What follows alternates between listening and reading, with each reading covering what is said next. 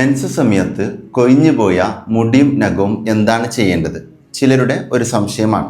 ഏറ്റവും ലളിതമായി പറഞ്ഞുതരാം. ഈ സംശയം വരാനുള്ള ഒരു കാരണം, കഴിഞ്ഞ ദിവസം മെൻസ് സമയത്ത് ചെയ്യാൻ പാടില്ലാത്ത വിഷയങ്ങളുമായി ബന്ധപ്പെട്ട് സംസാരിച്ചപ്പോൾ ചിലരുടെ ഒരു ചോദ്യമായിരുന്നു, ഈ സമയത്ത് നമ്മുടെ ശരീരത്തിലുള്ള മുടിയും നഖവും ഒന്നും നീക്കം ചെയ്യാൻ പാടില്ലേ എന്നുള്ളത്. ഇവിടെ നമ്മൾ മനസ്സിലാക്കേണ്ടത്, വലിയ അശുദ്ധിയുടെ ഘട്ടത്തിൽ, അത് മെൻസസ് ആയിക്കോട്ടെ ജനാപത്തായിക്കോട്ടെ, ഏതൊരു സാഹചര്യത്തിലും സ്ത്രീകളും പുരുഷന്മാരും വലിയ അശുദ്ധിയുടെ ഘട്ടത്തിൽ ശരീരത്തിലെ മുടിയും നഖവുമൊക്കെ മാക്സിമം നീക്കം ചെയ്യാതിരിക്കാനാണ് ശ്രമിക്കേണ്ടത്.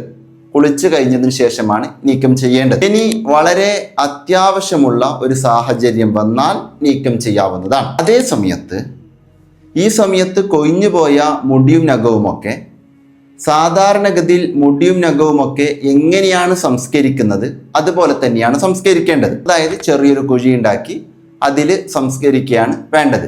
അറ്റ്ലീസ്റ്റ് ആരും കാണാത്ത രൂപത്തിൽ അതിനെ സംസ്കരിക്കാൻ വേണ്ടി പ്രത്യേകം ശ്രദ്ധിക്കാം. അല്ലാതെ ഇതിനെ പ്രത്യേകം സൂക്ഷിച്ചു വെക്കേണ്ട ആവശ്യമൊന്നും ഇല്ല എന്നതാണ് ഈ പറഞ്ഞതിൻ്റെ താല്പര്യം. പലരുടെയും സംശയമാണ്. മാക്സിമം ആളുകളിലേക്ക് ഇപ്പോൾ തന്നെ എത്തിച്ചു കൊടുക്കാം.